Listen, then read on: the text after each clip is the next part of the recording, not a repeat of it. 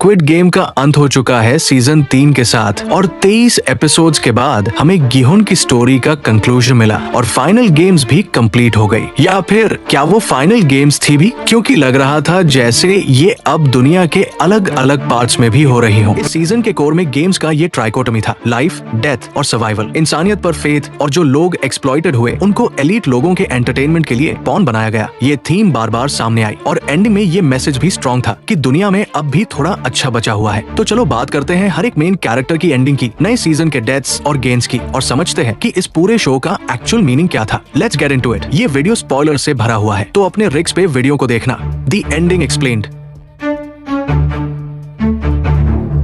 जब ending I तो show ने इंसानियत के डार्क साइड पर स्पॉटलाइट डाल दी। सिर्फ सोल्जर्स, फ्रंटमैन और वीआईपीज ही नहीं, कई प्लेयर्स भी उतने ही बुरे थे। वो एक दूसरे को मारने के लिए रेडी थे, सिर्फ पैसा जीतने के लिए। फाइनल गेम तक आते आते जो था स्काई स्क्विड गेम, गिहोन को एक नाइफ दिया गया और एक मौका कि वो सबको सोते वक्त मार दे, सिर्फ अपने और एक न्यूबॉर्न बेबी प्लेयर 222 को छोड़कर। इससे गेम आगे नहीं बढ़ पाता, वैसे ही जैसे इन्होंने अपने टाइम में किया था, सबको सोते वक्त मार के जीत गया था। उसने गिहोन को ये करने को इसलिए बोला ताकि देख सके कि क्या वो भी उसी जैसा है। अगर गिहोन ये करता तो इन्हों जीत जाता मोरली, लेकिन गिहोन ने ये नहीं किया। उसने गेम खेला।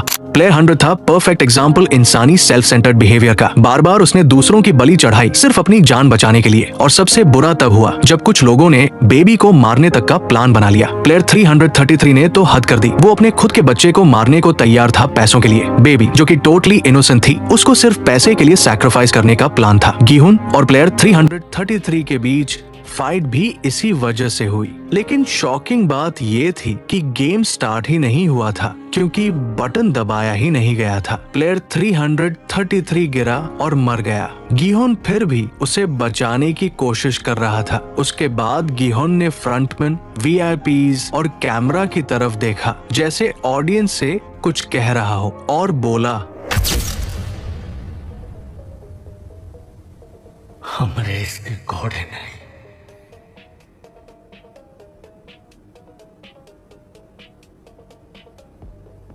इंसान है हम। और उसके पहले कि वो सेंटेंस कंप्लीट करे, उसने प्लेटफॉर्म से जंप कर दिया, अपनी जान दे दी ताकि बेबी जिंदा रहे। उसने अपने प्रॉमिस को निभाया जो जून ही से किया था।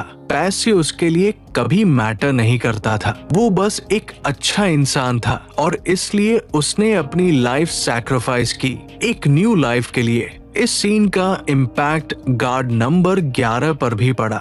जब उसने ये सब देखा स्क्रीन पे, उसने सुसाइड का प्लान छोड़ दिया। उसका जलता हुआ फाइल सिंबल था कि वो अपनी लाइफ और डॉटर को छोड़ चुकी थी, लेकिन गिहोन की सैक्रिफाइस ने उसे रिमाइंड करवाया कि दुनिया में अब भी अच्छाई बची है। कोस्ट गार्ड्स आइलैंड के पास पहुंच गए जॉनहो के थ्रू। न्यूबॉर्न ने गेम जीता, इन्होंने उसे कलेक्ट किया और सब लोग आइलैंड इवैक्यूएट कर गए before destruction. Other character endings.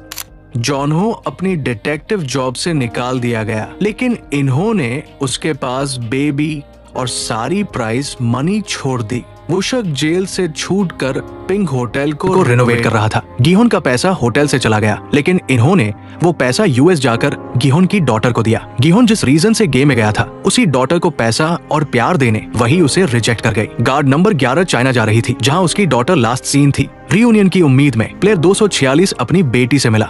इन्होला में ड्राइव कर रहा था जब उसने देखा डक्जी कोर्ट फिर से रिक्रूट किया जा रहा है। इससे प्रूफ मिला कि स्क्विड गेम्स अब वर्ल्ड वाइड हो चुके हैं। क्या इन्हों अब एक नए स्क्विड गेम का फ्रंटमैन बनेगा, या उसने सब छोड़ दिया है? वो हमें डिसाइड करना है। Moral of the ending. ये एंडिंग इंसानों के ग्रीड और इविल साइड को दिखाता है, लेकिन एक स्ट्रॉन्ग मैसेज भी देता है कि इंसान होना सबसे इम्पोर्टेंट है। फाइनेंशियल या क्लास स्टेटस से ज्यादा वैल्यू हर लाइफ की है। इस सीजन में डेथ्स काफी ज्यादा थी, सीजन 2 से भी ज्यादा इमोशनल डेथ्स। एपिसोड 2 में ह्यूंजो की डेथ सबसे पहला इमोशनल मोमेंट था। उसने सेफ एग्जिट पाया था, लेकिन दूसरों को बचाने के चक्कर में प्लेयर 333 ने उसे मार दिया। कुंजा ने अपने ही बेटे को मार दिया जब वो जूनही को मारने जा रहा था। उसका गिल्ट इतना ज्यादा था कि उसने खुद भी सुसाइड कर लिया। जूनही ने जंप रोप गेम में अपने एंकल फ्रैक्चर होने के बाद बेबी को गिहोन के हवाले किया और खुद जंप करके अपनी जान दे दी। मिन्सू का हेल्यूसिनेशन का सीन काफी इमोशनल था। वो सेमी और अपने पास्ट डीमंस को देख रहा था और उनके चक्कर में गिर गया। और फिर आई सबसे बड़ी डेथ, गिहुन। उसका मरना एक इमोशनल हाई पॉइंट था। उसने हर पॉइंट पे अपने प्रिंसिपल्स को फॉलो किया। उसने कभी भी गेम्स या सिस्टम को चीट नहीं किया, ना किसी इनोसेंट को मारा। उसका मरना शो का सबसे पावरफुल मोमेंट था। मुझे लगा ये शो का परफेक्ट एंड था।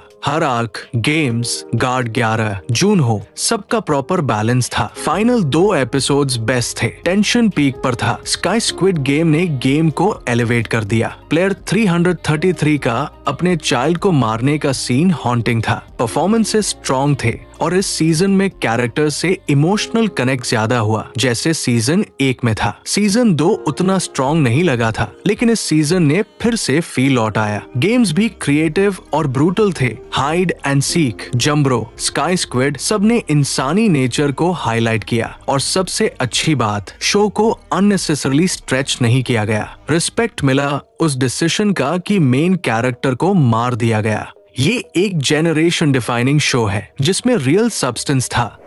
मेरे मन में एक थ्योरी है, क्या गिहुन की बेटी हो सकती है अगला मेजर प्लेयर? सोचिए जरा। सीजन 3 के एंड में हमें पता चलता है कि गिहुन के बेटी के पास फ्रंटमैन ने पैसे भेजे हैं, बहुत सारे पैसे। अब यहाँ से एक इमोशनल और साइकोलॉजिकल एंगल शुरू होता है। इतने सारे पैसे अचानक से कहाँ से आए? उसके पापा ने ये पैसे कैसे और किस कंडीशन में कमाए? ये सवाल उसके मन में क्यूरियोसिटी जगाएंगे और ये क्यूरियोसिटी उसे उस रास्ते पर ले जा सकती है जहाँ स्क्विड गेम का सच छुपा हुआ है। हम जानते हैं कि गिहुन की बेटी अमेरिका में रहती है और अब जब सीजन 3 के एंड में हिंट दिया गया है कि गेम्स अब ग्लोबल लेवल पर हो रहे हैं, तो अमेरिका में स्क्विड गेम होना कोई बड़ी बात नहीं है। इसका मतलब ये हो सकता है कि गिहुन की बेटी क्लूज फॉलो करते करते खुद एक नए गेम तक पहुंच जाए और जब वो गेम शुरू होता है तो हो सकता है उसकी जर्नी बन जाए सीजन 4 का मेन फोकस। एक और एंगल ये भी हो सकता है कि वो सिर्फ एक प्लेयर नहीं बल्कि किसी नए रोल में आए, जैसे ऑब्जर्वर या एक सीक्रेट रिबेल इनसाइडर। आखिर वो गिहुन की बेटी है जिसके डीएनए में एक रिबेल का खून है। ये सिर्फ एक थ्योरी है, लेकिन अगर डायरेक्टर ने चाहा तो इसे ग्लोबल स्केल पर एक थ्रिलिंग प्लॉट लाइन में बदला जा सकता है और स्क्विड गेम का यूनिवर्स और भी ज्यादा डार्क और लेयर्ड हो सकता है। तो ये था स्क्विड गेम सीजन 3 का एंडिंग एक्सप्लेन्ड। और अगर आपको और वीडियोस चाहिए स्क्विड गेम पर तो नीचे दिए गए प्लेलिस्ट को चेक करो। सब्सक्राइब जरूर करना क्योंकि और वीडियोस आने वाले हैं। आपको कैसा लगा एंडिंग कमेंट्स में बताओ और हमेशा की तरह वीडियो देखने के लिए धन्यवाद।